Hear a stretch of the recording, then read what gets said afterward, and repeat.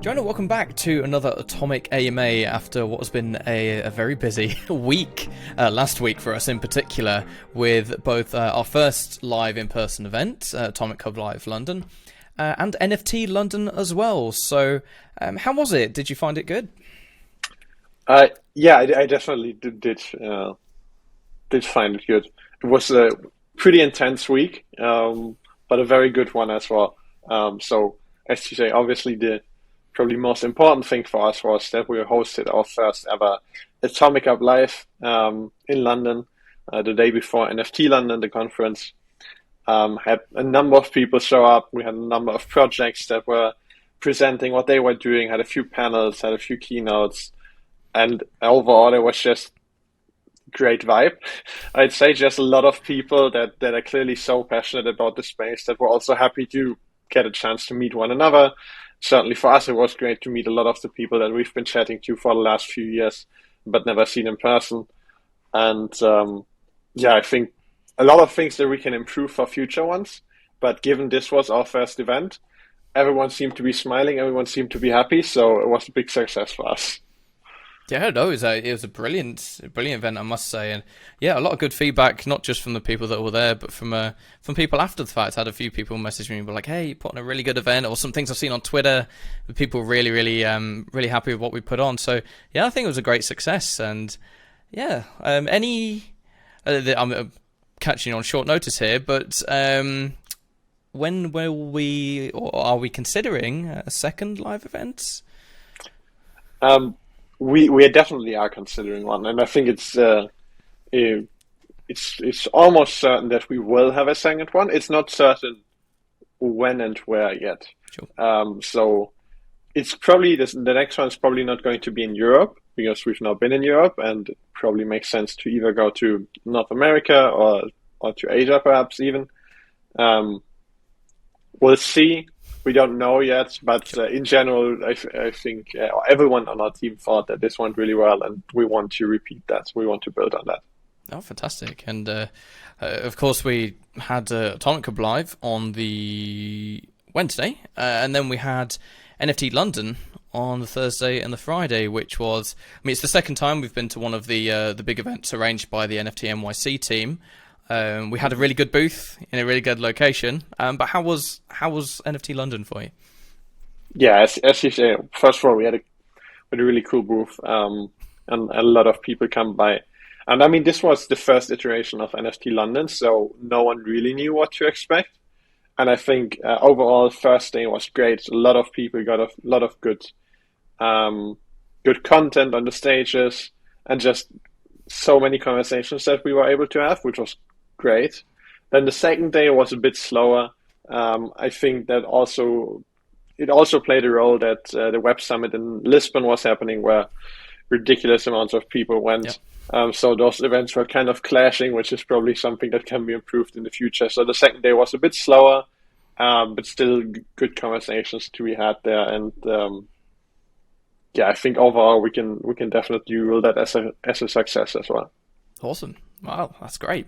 So as I said, it's been a busy last 2 weeks, but what have we been working on? Yeah, so we've been working on a bunch in the background. I think what's probably most exciting is what have we announced at our live event in London. So I think there were a number of bigger announcements. Perhaps starting with perhaps the biggest one is that we announced that we will continue to expand into a multi-chain direction, because we already are multi-chain with Wax and EOS. But on a high level, our vision is quite clear that we want AtomicHub to be the place to go for gaming and collectible NFTs. And that for us means that we need to be wherever the good content is. And there's a lot of good content on Wax, but there's also good content on other chains, and we can't close our eyes to that. So in particular, we've announced that we'll be moving to Immutable.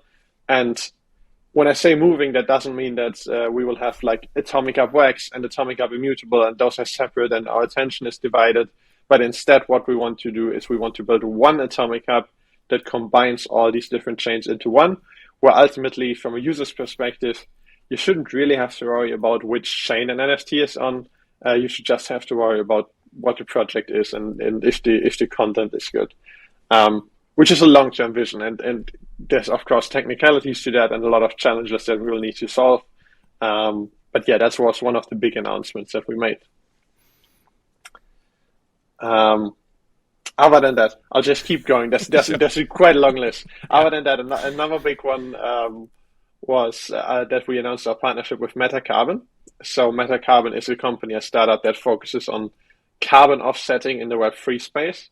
And we initially started thinking about it, just thinking, well, I mean, Wax is carbon neutral through carbon offsetting. It would be quite obvious that we as a company also want to be carbon neutral, because ultimately that's something that we care about, and that's one of the reasons why we initially went with Wax. So first of all, we were like, okay, let's offset our carbon emissions, but that's pretty boring if you really think about it. It's good to do, but that's not exciting. And what we then discovered is that through partnering with MetaCarbon, what we could do is we could allow our users on AtomicHub to offset carbon at the point of sale. So what that will mean is that in the next few days, actually, we're really very close to releasing this. In the next few days, users on AtomicHub will be able to, whenever they purchase an NFT on the market, choose if they want to offset some carbon.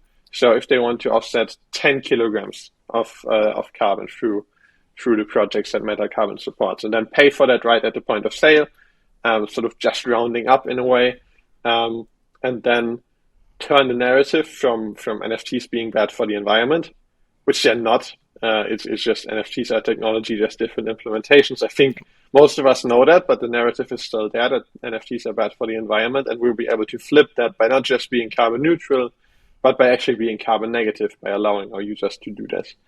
And then the users at the end of each month will also be able to choose which specific projects their offsets should go towards.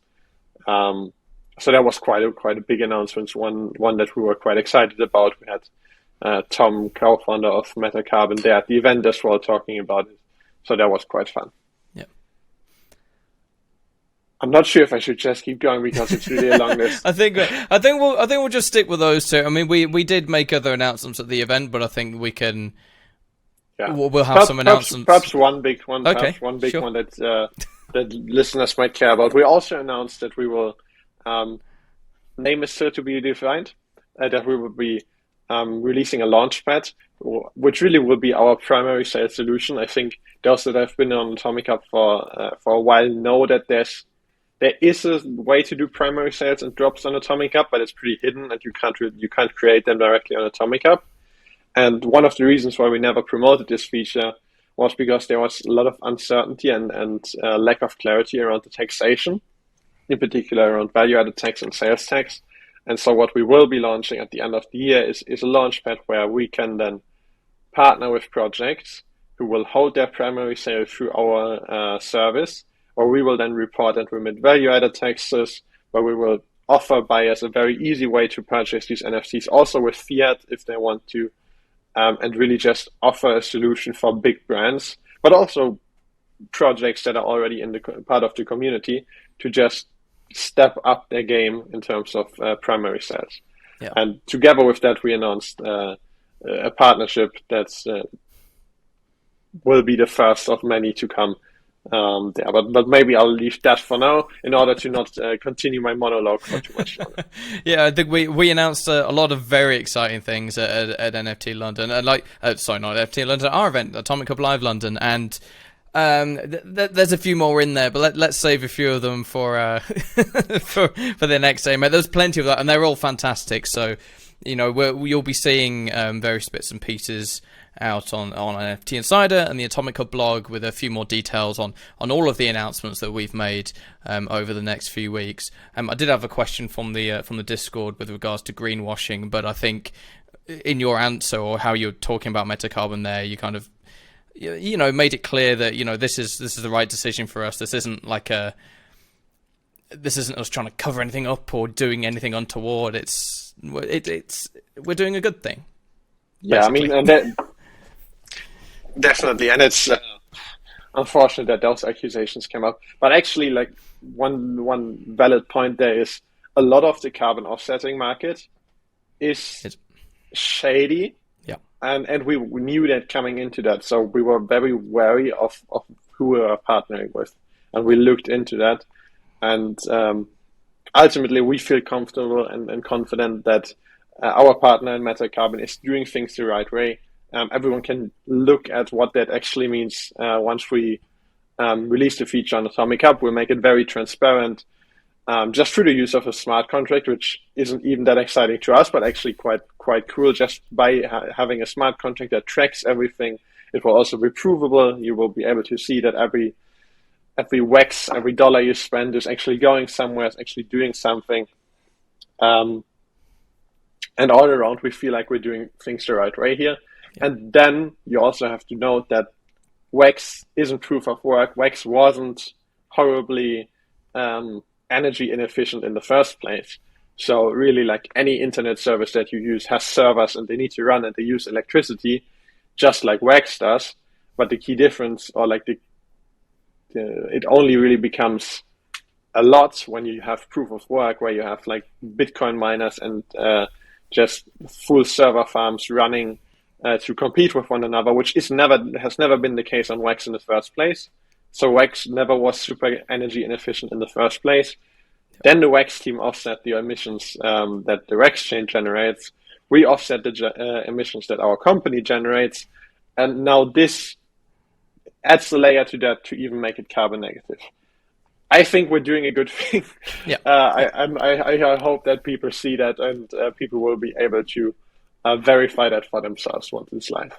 Yeah, for sure. I think, I believe that's supposed to be going live this week. So I assume this video is probably going to go up today, in which case it will go. The feature will be live tomorrow.